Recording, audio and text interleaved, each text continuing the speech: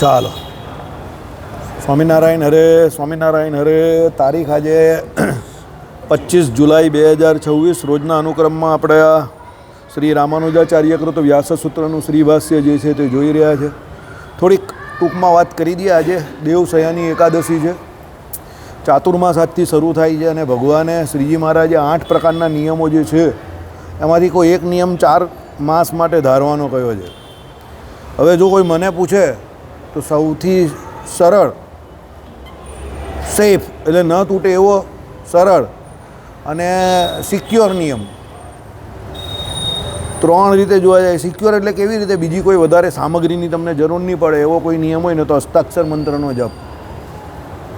મહારાજ શ્રી જે તમને કાનમાં મંત્ર આપે છે, જેના દ્વારા દરેક જીવનો મોક્ષ કહેવાયેલો છે. કારણ કે આપણા સંપ્રદાયમાં જે મંત્ર દ્વારા શરણાગતિ આપવામાં આવે છે એ મંત્ર આપણા માટે મુખ્ય છે. જીવનો મોક્ષ આ 3 વગર થાય નહીં. એક તો એને આપનારા ધર્મવંશી આચાર્યની વિશેષતા છે. કેમ? સત્સંગી જીવન અને શિક્ષાપત્રી અર્થદીપિકા એવું કહે છે કે એ મંત્ર આપવા માટે ધર્મવંશી આચાર્ય જ જોઈએ. ધર્મવંશી આચાર્ય કોને કહેવાય? એ સત્સંગી જીવનમાં આપણે વ્યાખ્યા વાંચેલી, વિજયભાઈને પણ મેં વંચાવેલી. હવે પહેલું એ. બીજું, તમે સંપ્રદાયની જે કોઈ દીક્ષા હોય એ દીક્ષા તમે લીધેલી હોવી જોઈએ. બીજી શરત છે, સમજો. કેમ? એ મંત્ર જે છે તે સંપ્રદાયમાં જે દીક્ષિત લોકો છે, નો ડાઉટ આપણે એવું કંઈ જરૂરી નથી કે એણે મહાદીક્ષા જ લીધેલી હોવી જોઈએ. કારણ કે મહાદીક્ષા તો હવે મહારાજ શ્રી સાધુ સિવાય, ત્યાગી સિવાય કોઈને આપતા નથી. પણ સામાન્ય દીક્ષા પણ તમે ગ્રહણ કરેલી હોવી જોઈએ, સમજો. એટલે બીજું આ સૌથી મોટું લક્ષણ છે એનું. આ કમ્પલસરી છે. દીક્ષિત તમે હોવા જોઈએ. એટલે સંપ્રદાયની તમે જે વૈષ્ણવી દીક્ષા, સામાન્ય દીક્ષા એ લીધેલી હોવી જોઈએ. મહારાજશ્રી પાસે જ લીધેલી હોવી જોઈએ. મહારાજશ્રીએ તમને કાનમાં એ મંત્ર એ આપેલો હોવો જોઈએ. અને એ મંત્ર જપવા માટે સવારે પહેલાં તમારે ઉઠીને સ્નાન કરીને ચોખ્ખા થઈને વ્યવસ્થિત ધોતિયું ઉપર ખેસ, નીચે આસન મૂકીને એકદમ શાંત ચિત્તે એની માળા ફેરવવાની છે. ટટાર, બહુ ઢીલું નહીં, બહુ કડક નહીં, એવી રીતે શરીરને રાખીને એક તસે એ માળા તમારે ફેરવવાની છે. નિયમબદ્ધ રીતે ફેરવવાની છે. આજે 2 ફેરવો, કાલે 3 ફેરવો, પછી 4 ફેરવો, પછી 1 ફેરવો, એવી રીતે નહીં. નિયમબદ્ધ રીતે કે ભાઈ આજે તમે મિનિમમ, મારે ખ્યાલથી એ 3 માળા તો પહેલાં શરૂઆતમાં જ ફેરવવી જોઈએ. પછી 5, પછી 11. અને ચાતુર્માસને વિશે મારો એવો પર્સનલ વિચાર એવો કે 2 3 4 માળા એ વધારતા જવાનું. કારણ કે સત્સંગી જીવન પ્રમાણે, શિક્ષાપત્રી અર્થદીપિકા પ્રમાણે તમારા ને મારા બધાના મોક્ષનું સૌથી મોટું કારણ જો હોય તો એ અષ્ટાક્ષર મંત્રનો જપ છે. સૌથી વધારે પાવરફુલ એ અષ્ટાક્ષર મંત્રનો જપ છે. એને સત્સંગી જીવન પ્રમાણે સવારે તો તમારે ફેરવવાની છે, રાત્રે પણ એ માળા ફેરવવાની છે. એટલે પહેલાં તો શું હતું, લોકો ત્રિકાળ સંધ્યા કરતા હતા, એટલે ત્રિકાળ સમયે સ્નાન કરતા હતા. હવે સ્નાન કરે એટલે એ ચોખ્ખો થઈ જાય માણસ, એટલે એને પાછો અધિકાર મળી જાય કે માળા ફેરવવાનો. એટલે સત્સંગી જીવન પ્રમાણે તો સાંજે પણ એ માળા ફેરવવાની છે. પહેલાં અમને પણ યાદ નહીં હતું, પછી હમણાં અહીંયા આવ્યું આ ચતુસ્થ પ્રકરણમાં અમે વાંચ્યું, એટલે અમે જે સાંજની સંધ્યા હવે કરીએ છીએ એની જોડે બીજી આ માળા એડિશનલી વધારી દીધી. કેમ? જેમ જેમ આપણી અવસ્થા અને ઉંમર વધે એમ આપણા દિવસો ઘટતા જાય છે. ભજન તો આમ કંઈ વધતું નથી. ને મન આપણું બધાનું કેટલું લાગે છે ભગવાનમાં, એ તો મારે તમને કંઈ કહેવાની જરૂર નથી. તો એટલીસ્ટ કંઈક ને કંઈક નિયમ તો વધારીએ, સમજો. એટલે મને એવું લાગે છે કે આ અષ્ટાક્ષર મંત્રનો જપ કરવો એ સૌથી સરળ અને સૌથી પાવરફુલ નિયમ છે. અને તમારો સવારે પૂજામાં જ નિયમ પૂરો થઈ જાય. એટલે આખા દિવસના કોઈ લફડા ટંટા નહીં મળે. તમે દાખલા તરીકે અત્યારે 10 માળા ફેરવો છો, તમે નિયમ લેવો કે હવે 15 ફેરવીશ. 5 માળા ફેરવતા તમને બીજો જે એક્સ્ટ્રા સમય લાગશે 10-15 મિનિટ, એ જ એમાં તમારું વજન વધ્યું. અને 5 માળા તમારી એ વધી ગઈ એટલે તમે વધારે ને વધારે you become more and more stronger, તમે વધારે મજબૂત થશો. જે ગ્રહણ છે થાય છે એ ગ્રહણને વિશે પણ ભગવાને નાહી ધોઈને અષ્ટાક્ષર મંત્રના જપનો બહુ મહિમા કહ્યો છે. એટલે અષ્ટાક્ષર મંત્ર કંઈ જેવો તેવો મંત્ર નથી. અષ્ટાક્ષર મંત્ર જે બહુ પાવરફુલ મંત્ર છે અને શરણાગતિનો સૌથી શ્રેષ્ઠ મંત્ર જે કહેવાય એ અષ્ટાક્ષર મંત્ર છે. અને ભગવાનની કૃપાથી આચાર્ય મહારાજ દ્વારા જો આપણે પ્રાપ્ત થયો છે તો પછી આપણાથી એની જેમ બને તેમ વધારે માળા ફેરવાવી જોઈએ નિયમબદ્ધ રીતે, અનુક્રમથી.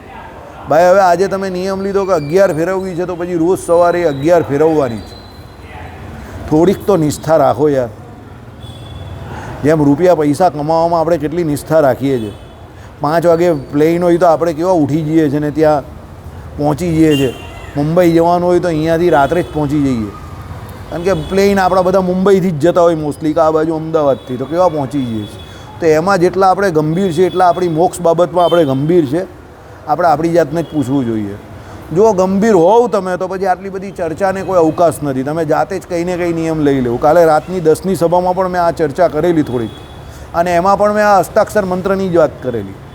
મને અષ્ટાક્ષર મંત્ર એટલા માટે બહુ ગમે છે કે જેમ બને તેમ વધારે તમે અષ્ટાક્ષર મંત્રની માળા ફેરવશો ને તમે એટલા મજબૂત થશો. સત્સંગને વિશે તમારો પાયો બહુ મજબૂત થશે, કારણ કે અષ્ટાક્ષર મંત્રમાં બહુ ઐશ્વર્ય છે. તમારી શરણાગતિ બહુ મજબૂત થશે. અને કળિયુગને વિશે શરણાગતિ સિવાય બીજો કોઈ રસ્તો મોક્ષ માટેનો બચેલો જ નથી.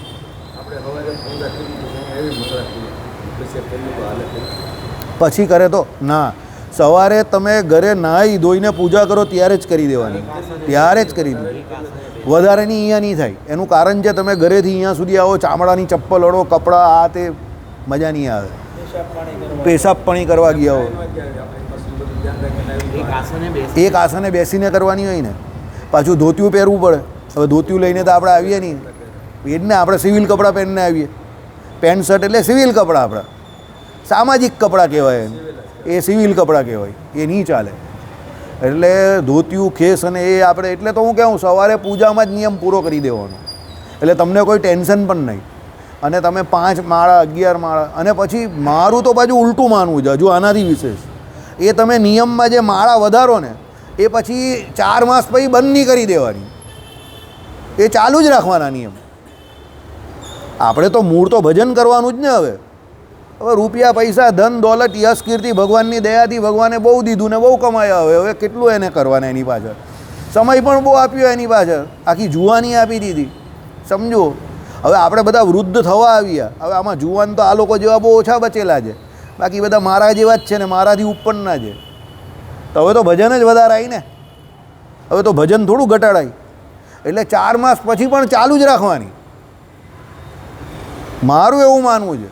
એટલે એનાથી શું થાય, તમારું ભજન વધે એટલું. થોડીક ભજન કરવા માટે થોડી જવાબદારી આપણે લેવી પડે. ભાઈ તમે જવાબદારી લેવા જ નહીં તૈયાર થાવ તો કામ નહીં થાય. જવાબદારી લેતા થોડુંક શીખવું પડે. ભાઈ મને ઘણા લોકો કહે કે તમે આટલા મોટા મોટા કાર્યક્રમો કેમ રાખો છો? સત્સંગી જીવન અહીંયા ચલાવવાનું 8 વર્ષનો કાર્યક્રમ, સત્સંગી જીવન ત્યાં લખવાનું 8-9 વર્ષનો કાર્યક્રમ. પણ મોટા કાર્યક્રમ તમે હાથમાં રાખો ને તો તમને જવાબદારી થાય. તમને રોજ એવું લાગે કે મારે એ લખવાનું છે, કે મારે એ વાંચવાનું છે, સમજો. અને તો જ ભજન થશે. જવાબદારી ન લેશો તો ભજન નહીં થશે.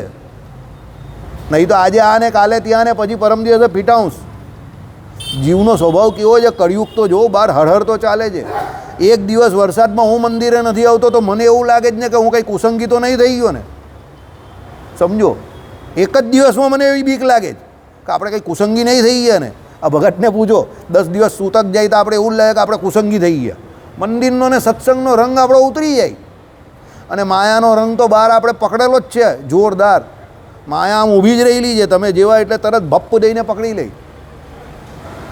એટલે જેમ બને તેમ વધારે ભજન વધારો. અને ભજન તમે જેમ જેમ સાધનો વધારશો તેમ જ વધશે. આ બધા સાધનો છે ભજનના. માળા કરવી કે સત્સંગ કરવો કે દંડવત પ્રદક્ષિણાના નિયમો બહુ વધારે નહીં આપવું કોઈને, કારણ કે એ બધું કેવું દેહાભિમાન વધારનારી વસ્તુ છે. માણસ છેલ્લે પેલી શારીરિક ફિઝિકલ એક્ટિવિટી પર ચાલ્યો જાય એમાં, કે થોડું શરીર સારું રહે, અને શરીરને વિશે વાસના બહુ ઉમદા બનતી જાય દિવસે દિવસે. આમ પણ હવે બધાને સૌથી મોટી શરીરની વાસના તો છે. આમ પણ 24 કલાક આપણે શરીર તો છૂટતું નથી.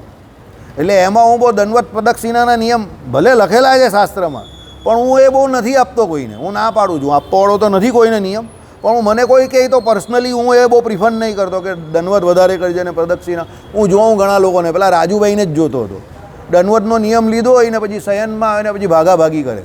પછી આપણે પૂછીએ નિયમ બાકી છે. હવે હું તમને એમ કહું કે 51 દંડવત વધારે એને કર્યા, મને એમ નહીં ખબર પડતી કે એમાં ફાયદો શું થાય. કારણ કે એમાં શું થાય, અઠવાડિયું 15 દિવસ તો પેલો નિયમની રીતે કરે, પછી સમયની પેલી ખેંચતાણું ચાલુ થાય ને એટલે પેલો રેસમાં ઉતરે કે હવે કરવાના છે દંડવત. એમ આઈડિયા આવે જ તમને. એટલે ભગવાનમાં જે વૃત્તિ રહેવી જોઈએ દંડવતના સમયે કે પ્રદક્ષિણાના સમયે એ રહેતી બંધ થઈ જાય. એટલે પછી ફિઝિકલ એક્ટિવિટી થઈ જાય, ખાલી વૃત્તિ નહીં રહી, મન તમારું ભગવાનમાં ન રહી. પછી તમે નિયમ પૂરા કરવાના ચક્કરમાં હો કે 51 દંડવત 51 પ્રદક્ષિણા કરવાની છે. એવું નહીં કરો. 5 જ માળાનો હસ્તાક્ષર મંત્રનો નિયમ લેવો, પણ ધ્યાનથી કરો. ભગવાનમાં વૃત્તિ રહે એવી રીતે કરો, ભજન થાય એવી રીતે કરો. તમને એવું લાગવું જોઈએ કે ના નિયમ થયો, મજા આવી ગઈ. કોઈ પણ કામ કરો ને તો છેલ્લે અંદર એવો જોબ સેટિસ્ફેક્શન થવો જોઈએ કે ના મજા આવી ગઈ, આ નિયમ મસ્ત રીતે થયો.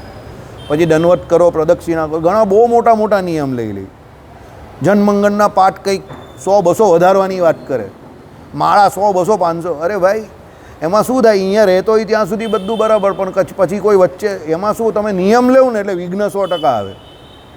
એટલે પછી કંઈ બહાર જવાનું આવે, કંઈ એવું આવે એટલે બિચારો પછી અટવાય, જોરમાં અટવાય.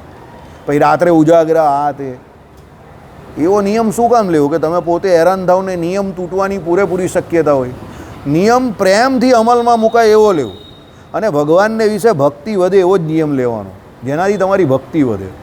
જોરાવરે કરીને કંઈ કરવાનું નથી. હવે તમારી ઉંમર કે મારી ઉંમર એવી નથી કે તમને જોરાવરે કરીને કંઈ કરવું પડે. આ લોકોની ઉંમર છે, આની ઉંમર છે એવી કે જોરાવરે કરીને કરાવવું પડે એ લોકો પાસે, કારણ કે યુવાન છે. એટલે એ લોકોને જેટલા મરોડીએ ને એટલા મરોડાય. આપણાથી હવે એવું નહીં થાય, મરોડવા જાય તો તૂટી જાય. એટલે ભક્તિના નિયમ લેવાના કે જેનાથી ભક્તિ વધે. બરાબર.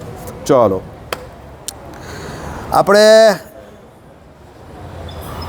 ગઈકાલે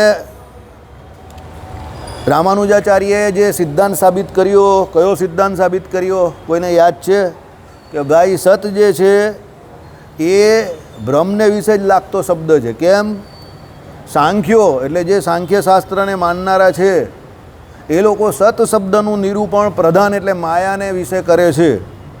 તો રામાનુજાચાર્ય એનું ખંડન કરવા માટે શ્રુતિઓના એટલે ઉપનિષદોના ઘણા બધા પ્રમાણો અહીંયા આપે છે.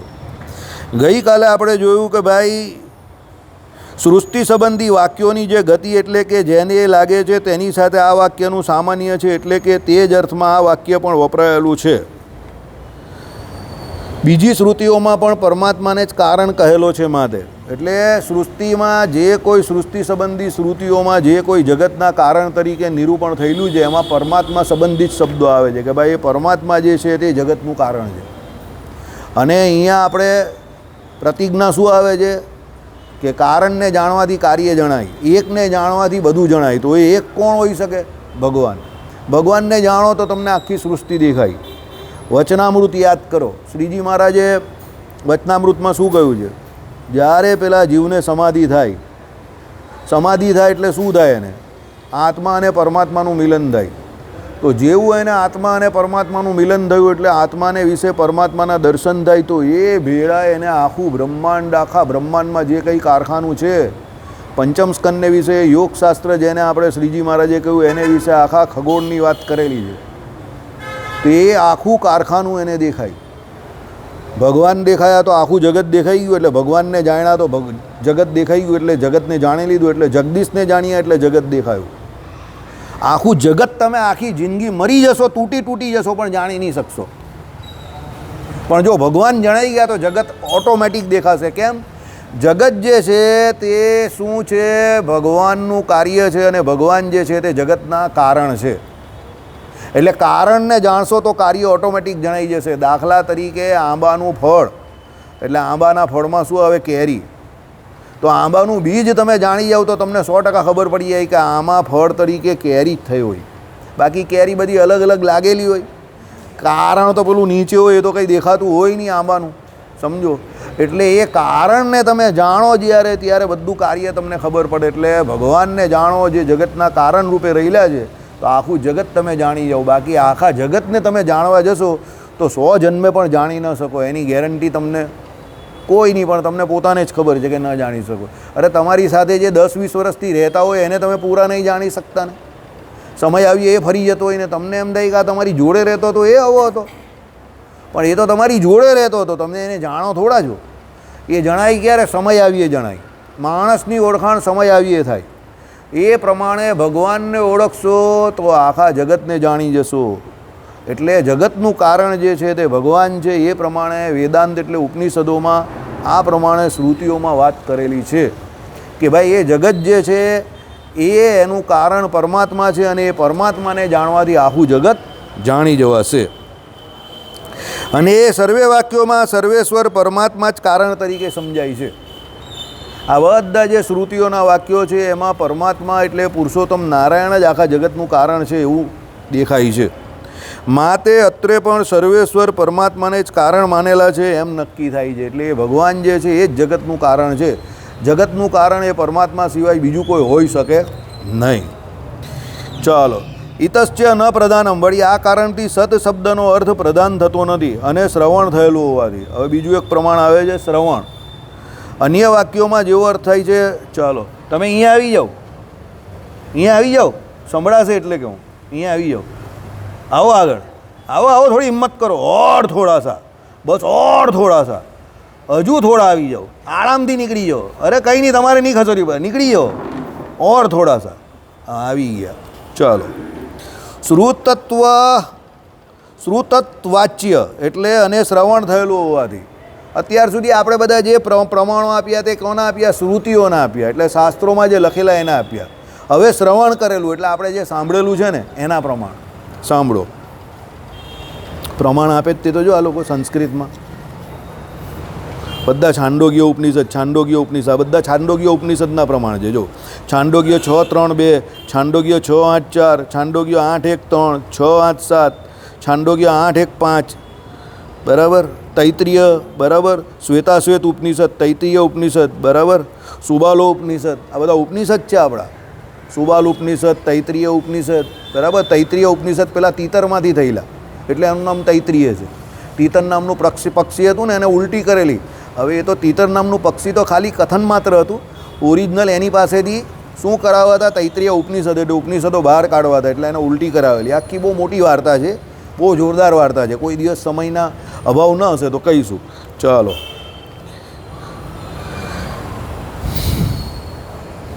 આ ઉપનિષદમાં શ્રવણ થાય છે જ સત શબ્દવાચ્ય પદાર્થ આત્મા હોય, નામ અને રૂપનો વ્યાકર્તા છે, સર્વજ્ઞ છે, સર્વશક્તિમાન છે, સર્વનો આધાર છે, સર્વ પાપ દોષ રહિત છે, સત્યકામ છે, સત્ય સંકલ્પ છે. એ વાક્ય તે નીચે પ્રમાણે છે. શું કહ્યું ભાઈ? પહેલું વાક્ય જ આ છે તે જોઈ લઈએ ને આપણે. આયરું મને આ બહુ ગમે છે શ્રુતિ, એટલે એકવાર સંસ્કૃતમાં બોલી જ જાઉં. મને આ શ્રુતિ જ બહુ ગમે છે, એટલે સાંભળો એકવાર. 11માં સાંભળવા જેવી છે. એસાત્મા પહત પાપમાં વીજરો વિમૃત્યુ વીરશોકોપી વિજિગિત્સોપી વિવા પિપાસ સત્યકામ સત્ય સંકલ્પ. કેશુ સ્વામીની ફેવરિટ સ્તુતિ આ. ભગવાન પુરુષોત્તમ નારાયણ જ અનંતકોટી બ્રહ્માંડમાં એક એવું તત્વ છે કે એક એવા છે જેમાં અનંત કલ્યાણકારી ગુણો રહ્યા છે. શું રહ્યા છે? અનંત કલ્યાણકારી ગુણો. અને એની સાથે એ ભગવાન જ એવા છે કે જે નિત્ય નિર્દોષ છે. એમાં માયાના ગુણનો કોઈ પણ દોષ ત્રિકાળમાં નથી. ત્રિકાળ એટલે ભૂત, ભવિષ્ય, વર્તમાન. 3 કાળમાં માયાના સત્વ, રજ અને તમ એ 3 ગુણનું કાર્ય કે એનો કોઈ પણ દોષ એ ભગવાનને વિશે નથી. એટલે ભગવાન નિત્ય નિર્દોષ છે. અને એ ભગવાન પાછા કેવા છે? અનંત કલ્યાણકારી ગુણોવાળા છે. પાછા એ 16,108 રાણી પણ કરે. પાછા એક રાણીને 10 છોકરા અને 1 દીકરા પણ થાય. પાછા ગોપીઓ જોડે અડધી રાત્રે રમણ કરવા પણ જાય, બરાબર. તો પણ એ નિત્ય નિર્દોષ છે. અને આપણે આમાંથી કંઈ પણ કોઈ પણ કાર્ય જરા ભૂલમાં પણ કરીએ તો એટલું મોટું કાળું લાંછન લાગી જાય આપણી પર કે એમાં કંઈ કહેવા જેવું નથી. એટલે ભગવાન જેવા તો અનંત કોટી બ્રહ્માંડમાં કોણ છે? એક ભગવાન જ છે. એટલે એક મેવા અદ્વિતીયમ બ્રહ્મ એટલે કહ્યું કે ભગવાન જેવા તો એક ભગવાન જ છે. એ ભગવાન ગમે તે કરે, પણ જેમ અગ્નિના કુંડને વિશે ગમે એટલું ઘી તમે નાખો તે બધું સ્વાહા થઈ જાય, એમ એ ભગવાન ગમે તે લીલા કરે, ગમે તે ક્રિયા કરે, પણ એને વિશે એને બંધન થતું નથી. કારણ કે માયા જે છે તે ભગવાનની શક્તિ છે. એટલે માયા ભગવાનના ટોટલી પ્રભાવમાં અને આધિપત્યથી ભગવાન જેમ કે એમ જ કરે છે. ભગવાન ઉપર એ માયા કોઈપણ પ્રકારે કોઈપણ પ્રભાવ આપી શકતી નથી કે ડાલી શકતી નથી. ભગવાનના ટોટલી કંટ્રોલમાં એ માયા રહી છે. અને આપણે અને માયાનો શું સંબંધ છે મારે તમને કહેવાની જરૂર નથી. આજે 11 જ છે એટલે એ તમારી હાલત કેવી હશે એ હું જાણી શકું છું. મને ફક્ત ને ફક્ત તમારા પ્રત્યે સંવેદના છે, એનાથી વિશે શું કંઈ કરી ન શકું. મને સંવેદના છે તમારા પ્રત્યે કે તમે આજે એકાદશી કરેલી છે, બરાબર. બીજું કંઈ હું ન કરી શકું. ચાલો, શું કહ્યું? ઉપનિષદમાં શ્રવણ થાય છે. આ આખું ઉપનિષદમાં શ્રવણ થાય છે ને એટલે મેં તમને આ શ્લોક કહ્યો. તમે પણ શ્રવણ તો કરો. આ શ્લોક સત શબ્દવાચ્ય પદાર્થ જે છે તે કોણ છે? નામરૂપનો વ્યકર્તા છે. આપણે બધાને નામરૂપ આપનારા એ ભગવાન છે. આપણે બધા માયાના ગર્ભમાં આમને આમ પડેલા હતા નામરૂપ વગરના, તો એ ભગવાને આપણે નામરૂપ આપ્યું. બીજું કેવા છે? એ સર્વજ્ઞ છે. ધૃતરાષ્ટ્રએ 100 જન્મ પહેલાં એ પારધી હતો તો એણે એક ઝાડ જંગલને વિશે નાખી હતી અને એની વિશે એ ઝાડને વિશે અગ્નિ પ્રગટાવ્યો હતો. 100 પક્ષી એ ઝાડને વિશે ફસાયા અને 100 પક્ષી આંધળા થઈ ગયેલા. શું થયેલું? 100 પક્ષી આંધળા થઈ ગયેલા. એ 100 પક્ષીએ નિશાસો નાખેલો કે જા તું પણ અમારી જેમ અંધ થાય. 100 જન્મ પછી એને એના એ કર્મનું ફળ મળ્યું અને એ અંધ થયો. અને એ 100 પક્ષી કોણ હતા ખબર જ તમને? કોણ હતા? 100 કૌરવો હતા. એટલે इसका बदला लेने का स्टाइल भी बहुत ही डिफरेंट है. वो खतरनाक बदलो ले यार. एवो बदलो लईने जिंदगी तुझे जीने नहीं देगी, मौत तुम्हें मरने नहीं देगी. એ તમને જીવવા પણ નહીં દે અને મરવા પણ નહીં દે, પણ કર્મનું ફળ જોરદાર રીતે ભોગવાવે. 100 જન્મ પછી પણ ભોગવાવે, બરાબર. કારણ કે એ કેવા છે? સર્વજ્ઞ છે. 100 જન્મ પહેલાં તમે જે કોઈ કર્મો કર્યા હોય તો એને યાદ હોય. 100 જન્મ પહેલાંના યાદ હોય તો અત્યારની તો તમે વાત જ શું કરો. એટલે એનું સર્વજ્ઞપણું જે છે તો આપણે તો ખુશ થઈએ કે ભગવાન સર્વજ્ઞ છે, પણ કોઈ બુદ્ધિશાળી માણસ હોય તે બહુ ખુશ નહીં થાય એમાં. અને તો બધું જ યાદ રહી છે. હવે આપણા જે કામ છે એ કેવા છે તો આપણે જાણીએ જ છે. એટલે આને બધું યાદ રહી તે આપણા માટે બહુ સારી બાબત નથી. એટલે મને આ ગુણ બહુ ભગવાનનો ગમતો નથી. આ પર્સનલી કહું તમને, બરાબર. તમે એવું પાછા નહીં વિચારતા કે હું ભગવાનનો અવગુણ લેઉં છું, પણ આ જો એ થોડુંક ભૂલી જતા હોય તો આપણે થોડા બચી જઈએ ને. અશોકભાઈ, આમાં તમારી શું વિશેષ ટિપ્પણી કોઈ? એ જરાય ભૂલતા નથી, બરાબર. ચાલો, એટલે ભગવાન શું કહે છે? दूध मांगोगे तो खीर देंगे और मेरे ઓપોઝ में जाओगे तो क्या करेंगे? चीर देंगे. એટલે ભગવાનનો કોઈ નિયમ આપણે સમજી ગયા ને તમે? આવું કામ છે ભગવાનનું. એટલે 100 જન્મ પહેલાંનું પણ એ યાદ રાખે છે, એટલે એને સર્વજ્ઞ કહ્યા, બરાબર. આગળ જઈએ. સર્વશક્તિમાન છે. હવે કોઈ વ્યક્તિ સર્વજ્ઞ તો હોઈ શકે. સદેવને જ્ઞાન હતું, સદેવને ભવિષ્યનું જ્ઞાન હતું. સદેવને એ ખબર હતી કે આ મારો ભાઈ યુધિષ્ઠિર તે જુગારમમાં જશે, આપણે હારવાના છે, આપણે જવાના છે વનમાં, બધી ખબર એને. લાક્ષાગ્રમાં જવાનું હતું, એ પેલો લાખનો મહેલ બનાવેલો એ પણ એને ખબર. પણ બિચારો સર્વશક્તિમાન ન હતો, કારણ કે એના મોઢાને વિશે છે ને લાડુ મૂકી દીધેલો મોટો. સમજ પડે છે? એટલે મોઢા પર લાડુ મૂક્યો એટલે એને જ્યાં સુધી કોઈ પૂછે નહીં ત્યાં સુધી એને ભવિષ્ય કહેવાનું નહીં. એટલે મોઢાને વિશે લાડુ એટલે એને કંઈ બોલવાનું જ નહીં. લાક્ષાગ્રમાં ફસાઈ ગયા. એટલે ભીમસેન કહે હવે તો બોલ, કાંથી નીકળવાનું? બોલ, હવે તો બોલ. આ મરી જવાના છે કે પૂછે નહીં ત્યાં સુધી મારાથી કંઈ નહીં થાય. મને રસ્તો ખબર છે, અહીંયા જ ગદા મારો નીકળી જઈશું આપણે. ગદા મારી નીકળી ગયા, પણ બોલે નહીં ત્યાં સુધી. એટલે ભગવાને એને સર્વજ્ઞતા તો આપી, આગળનું એને ખબર તો પડતી હતી. સર્વજ્ઞ તો ન કહેવાય, પણ ભવિષ્યની એને ખબર પડતી હતી. પણ એને સર્વશક્તિમાન ન રાખ્યો, બોલી નહીં શકે. પણ ભગવાન એવા છે, સર્વજ્ઞ જોડે સર્વશક્તિમાન પણ છે પાછા. એ કર્મનું ફળ તમને આપે અને જોરદાર રીતે આપે. દુર્યોધનની સભામાં એ જાય, કહેવાય દુર્યોધનને સમજાવવા ગયેલા, પણ એકચ્યુઅલી એ સમજાવવા નહીં ગયેલા, હુલ આપવા ગયેલા કે હું કહું છું તો તમે માની જાઓ. પાછા શું કહેતા હતા? તું માનવાનો નથી એ પણ મને ખબર જ છે, અને તમારા લોકોની દશા શું થવાની એ પણ મને ખબર છે. એટલે એ કોણ છે? સર્વશક્તિમાન છે. 5 પાંડવો, 100 કૌરવો, એની સાથે પાછા ભીષ્મ, આચાર્ય દ્રોણ, કર્ણ, શૈલ્ય, આ બધા મહારથીઓ. યુદ્ધમાં તમે જોવ તો એની સેના એવી હતી કે જેનો અંત જ ના આવે એવું ગીતાજીમાં લખેલું છે શરૂઆતમાં જ, કે બહુ મોટી સમુદ્ર જેવી સેના હતી કૌરવોની, જેના પ્રધાન સેનાપતિ પિતામહ ભીષ્મ હતા. બરાબર. આ બાજુ બિચારા 5 પાંડવો અને એની સાથે ભગવાન શ્રી કૃષ્ણ. તો ભગવાને શું કહ્યું? એક કે બાદ એક સબ જાએંગે. બધા એક એક કરીને નીકળી ગયા. પિતામહ ભીષ્મને લીધે 10 દિવસ ભગવાને ખેંચ્યા. કેમ? પિતામહ ભીષ્મ ભગવાનના કાર્યમાં મદદરૂપ થતા હતા. રોજ 10,000 સૈનિક મારતા હતા. હવે એ મારે તો કયા પક્ષના મારે? પિતામહ ભીષ્મ મારે તો કોના? પાંડવ પક્ષના જ મારે ને, એટલે એના પક્ષના જ મારતા હતા ને. તો પણ એ રોજ પિતામહ ભીષ્મને થેન્ક યુ વેરી મચ કહેતા હતા, તમે મારું કામ કરી રહેલા છો. કારણ કે એને ઓછા કરવા હતા. એને દુનિયાભરના બધા ક્ષત્રિયો ત્યાં ભેગા એટલે જ કરેલા કે કાળ જે છે એ બદલાવાનો હતો, કળિયુગ આવવાનો હતો.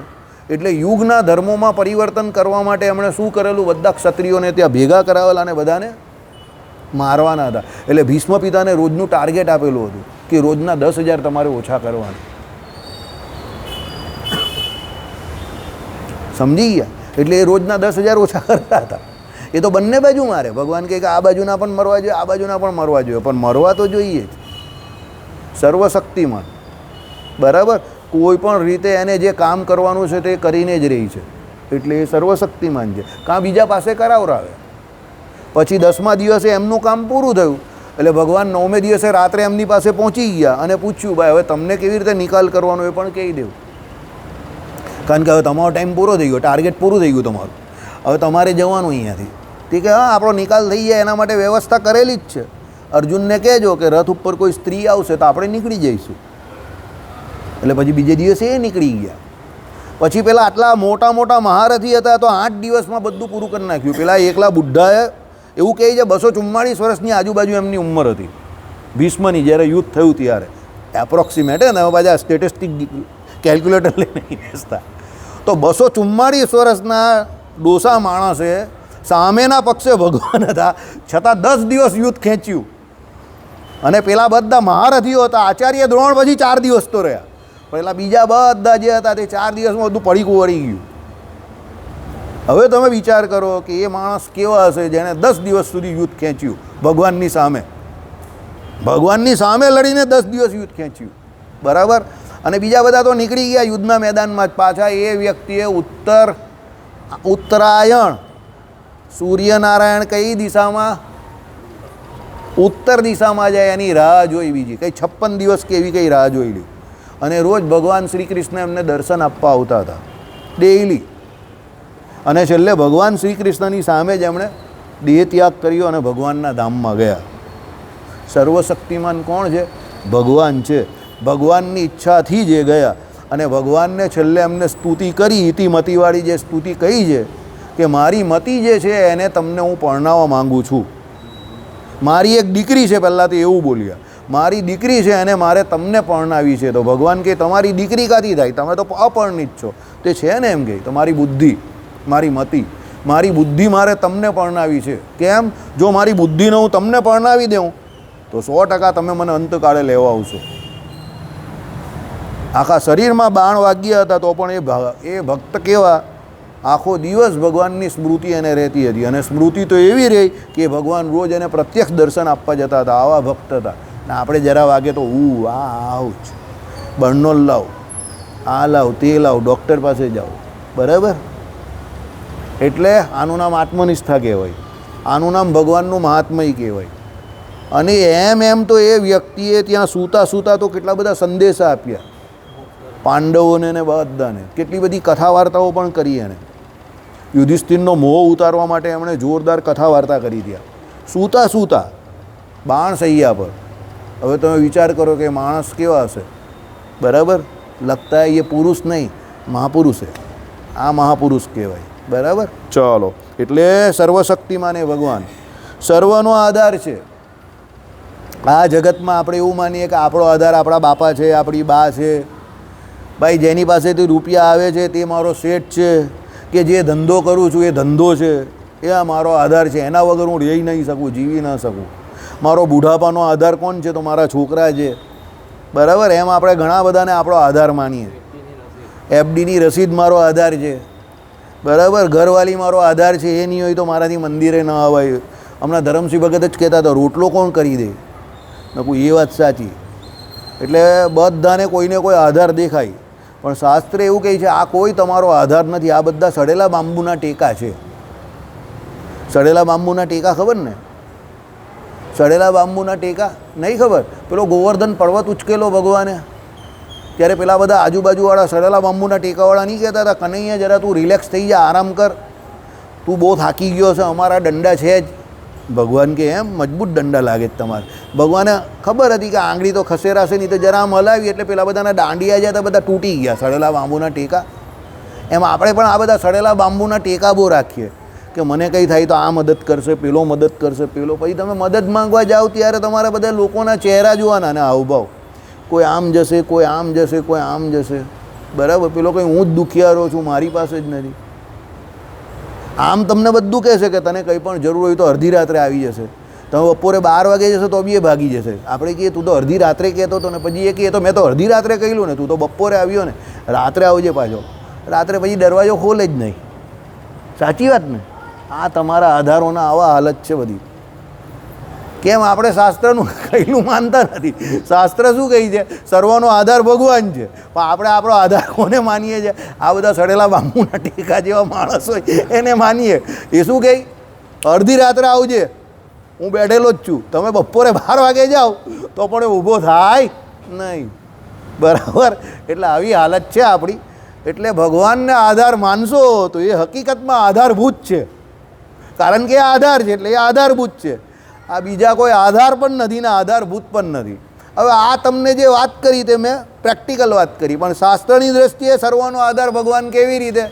તો ભાઈ પેલો મૂળ પુરુષ અને મૂળ માયા એને પ્રેરનાર કે તારે જગતની ઉત્પત્તિ સ્થિતિ કરવાની એટલે ઉત્પત્તિ કરવાની છે, તે એને પ્રેરણા આપનાર અને એને એ સામર્થ્ય આપનાર કોણ?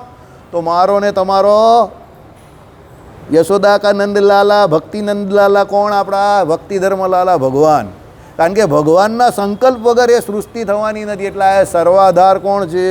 એ પરબ્રહ્મ પુરુષોત્તમ નારાયણ, એ જ બધાનો આધાર છે. કારણ કે મૂળ પુરુષ અને મૂળ માયા જે છે એનું તો ફક્ત બોડી છે, બાકી સત્યકામ સત્ય સંકલ્પ, એટલે સંકલ્પ કોનો છે? ભગવાનનો છે. અને એ ભગવાનના સંકલ્પે કરીને જગતની ઉત્પત્તિ થાય છે, પછી સ્થિતિ પણ રહી છે. બરાબર? હવે સ્થિતિ કેવી રીતે રહી? તો ભાઈ આ ટ્રમ્પ જેવા થોડાક કંઈ મગજના સનકી માણસો કંઈ 2-4 બોમ્બ નાખવાના થાય કે પછી ઈરાનના આને તેને, પણ ભગવાને જેટલું ખુંવારી કરવી એટલી જ કરે. બરાબર? પણ પછી આખી દુનિયા કંઈ પૂરી નહીં થઈ જતી, સમજો. કારણ કે ભગવાનને ટકાવી છે તો ટકી જાય. ભગવાનને જે એવું લાગે કે આ લોકો થોડાક બોજારૂપ છે કે દુનિયા પર વધારે પડતું આધિપત્ય કરે એવા છે, તો આવી રીતે ભગવાન અંદરો અંદર લડાઈને બધાને પૂરા કરે, મારે. થોડી ઘણી બીજાને તકલીફ તો પડે એમાં, પેટ્રોલના ભાવ વધી જાય, થોડી મોંઘવારી વધી જાય, શેર બજાર થોડુંક આમ તેમ ઊંચે નીચે જાય, પણ બહુ વિશેષ કંઈ ફેર નહીં પડે. હીરા બજારવાળાને થોડોક ફરક પડે, પણ આવા બધા જે વજનરૂપ માણસ હોય તો ભગવાન થોડું વજન ઘટાડી દે અંદર અંદર લડાઈને. બરાબર? એટલે એ ભગવાનનું જ કામ હોય. બાજુ પહેલેથી જ્યોતિષો કહે જ છે કે 26થી આ બધી તકલીફો ચાલુ થશે. એક મોટા પ્રધાનનું કેન્દ્રમાંથી રાજીનામું પણ પડશે. પડી ગયું ને આજે રાજીનામું. બરાબર? એટલે આ બધી આગાહી તો પહેલેથી હતી જ કે એક મોટા પ્રધાનનું રાજીનામું પડશે. પડી ગયું આજે રાજીનામું. બરાબર? એટલે જેને ખબર હોય તે બહુ બિંદાસ હોય, જેને ન ખબર હોય તે બિચારો થોડો હલી જાય. હજુ પણ આવી બધી ઘણી બધી ઘટનાઓ થશે. વરસાદ પણ જે સુરતમાં ને આજુબાજુ પડે છે તેની પેટર્ન કેવી બદલાઈ છે. તમે લોકો જ્યાં પાટોત્સવમાં ગયેલા તે એક જ દિવસમાં 42 ઇંચ વરસાદ પડી ગયો ભાઈ. બરાબર? હવે મને તે સમય પર લોકો એવું કહેતા હતા, વાસુદેવભાઈ ગરમી બહુ લાગે છે, બહુ ગરમી. હવે તમે વિચાર કરો કે અત્યારે વરસાદ પડ્યો હતો, હવે 42 ઇંચને તમે ત્યાં હતે તો મજા આવી જતે ને.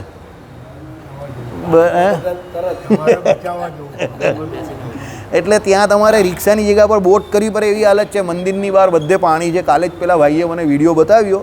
આપણે જે રસ્તા પરથી આખી પેલી આગલે દિવસે સાંજે જળયાત્રા સવારી કાઢેલી ભગવાનની અને જળયાત્રાને સમુદ્રને કિનારે તમે બધા પૂજા કરેલી, એ આખો જળયાત્રાનો વિસ્તાર જે છે તે અત્યારે જળમાં છે, ગઈકાલ સુધી જળમાં હતો, બરાબર. એટલે તમે જ બધા કહેતા હતા ને વરસાદ પડી ગયો તો બહુ મજા આવતે, તો 42 ઇંચ વરસાદ પડી ગયો. ખાલી સમયનો ફેરફાર છે. આપણે 17 તારીખ પહેલી હતી જૂનની, આ કયા મહિનાની 17 તારીખ ગઈ? જુલાઈની. એક જ મહિનાનો ફરક છે, એમાં બધું હલી ગયું આમ તેમ, બરાબર. એટલે ભગવાન જે કરે તે બધું બરાબર જ હોય. એના કરતાં તમે 2 દિવસ ગરમી ખાઈ લીધી, કંઈ વાંધો નહીં આવ્યો. આ સંજય તો ઉપર અગાસીમાં જ સૂઈ ગયેલો શાંતિથી, બરાબર. આ ભાઈ બી સૂઈ ગયેલા, બધા જ સૂઈ ગયેલા. ચાલો લે એ વાત, ચાલો. એટલે ભગવાને શું કહ્યું? સર્વનો આધાર એ ભગવાન છે. પછી શું આવ્યું? સર્વ પાપ એટલે દોષ રહિત છે. ભગવાન દોષ રહિત છે, પાપ રહિત છે ભાઈ. એ 16,108 રાણી પણ કરે અને અડધી રાત્રે ગોપીઓને બોલાવે, પણ તો બી એ પાપ રહિત, બરાબર. તમે કહ્યું કે એવું કેવું? ભાઈ એવું જ છે. કેમ? પેલું કૃષ્ણ તાપીની ઉપનિષદમાં શું લખેલું છે? યમુનાજી આડે આવતા હતા અને પેલી પૂછતી હતી ગોપીઓ, શું કહેવાનું? તો શ્રી કૃષ્ણ સદા બાલ બ્રહ્મચારી હોય તો રસ્તો દેજો. એવું જ થયું. તો યમુનાજીએ રસ્તો દીધો. આ બાજુ દુર્વાસા પાસે ગયા, થાળ બધો દુર્વાસા જમી ગયા. તે કહે કે હવે યમુનાજી આડે આવે, જવાનું કેવી રીતે? તે આવ્યા કેવી રીતે હતા? દુર્વાસાએ પૂછ્યું તો કે શ્રી કૃષ્ણ બાલ બ્રહ્મચારી હોય તો રસ્તો દેજો. યમુનાજીએ રસ્તો દીધો. દુર્વાસા કે હવે કહેજો કે દુર્વાસા સદા ઉપવાસી હોય તો રસ્તો દેજો. હે? પેલી કે આટલો બધો થાળ જમી ગયા, હવે કેવા ઉપવાસી? હું કહું ને, માની જાઉં મારી વાત. એટલે ત્યાં ગયા અને પછી ગોપીઓ શું બોલી? દુર્વાસા સદા ઉપવાસી હોય તો માર્ગ દેજો. તો યમુનાજીએ રસ્તો દઈ દીધો. તમે કહો એ તો ચીટિંગ છે, આ તો હરાહર જુઠ્ઠું બોલેલું છે. પછી ભગવાન પાસે ગઈ, ભગવાનને પૂછ્યું કે આવું થયું. ભગવાન કંઈ બહુ મોટા હોય એની વાત જરા સમજમાં ન આવે, હું તમને સમજાવું. તમારી જોડે મેં રમણ કરેલું, આસક્તિએ રહિત કરેલું ને એમાં મેં મારા બ્રહ્મચર્ય વ્રતનું પૂરેપૂરું પાલન કરેલું. અને આ સામર્થ્ય નારાયણ સિવાય બીજા કોઈમાં નથી કે ભાઈ એકાંતમાં પણ સ્ત્રીનો સંગ રાખે તો નારાયણ જ પોતાનું ઉદ્ધવરેતા બ્રહ્મચર્ય પણ જાળવી રાખે. એટલે એ સામર્થ્ય ફક્ત મારામાં છે. અને દુર્વાસા મારું ભજન કરતાં કરતાં બધો થાળ જમી ગયેલો, એટલે પોતે તો ઉપવાસી જ હતા, કારણ કે મારું ભજન કરતા હતા. એટલે એને પોતાને એવું હતું જ નહીં કે હું જમી રહેલો છું. એ કોને જમાડતા હતા? મને જમાડતા હતા. એટલે એ પણ ઉપવાસી જ છે. આ રીતે મોટા જે હોય એની ક્રિયા આપણે કડિયામાં આવે નહીં. અને આપણે કહીએ રામચંદ્ર ભગવાન બહુ સારા પુત્ર હતા પણ બહુ સારા પતિ નહીં હતા. અરે અક્કલના ડોફા, તને ખબર નહીં પડે તો તું રામચંદ્ર ભગવાન પર આક્ષેપ લગાવે છે, એ કેવા વ્યક્તિ છે. એટલે મોટા પુરુષના કે ભગવાનના ચરિત્રો સમજવા હોય તો પહેલાં સત્પુરુષ પાસે જઈને એને પૂરેપૂરા સમજવા પડે તો જ કંઈક થાય. બાકી ખોટા ખોટા સ્ટેટમેન્ટ આપવા નહીં તો ભગવાન અને ભગવાનના ભક્તોનો દ્રોહ થઈ જાય અને કલ્યાણના માર્ગમાંથી પડી જવાય. શ્રીપતિમ શ્રીધરમ સર્વદેવેશ્વરમ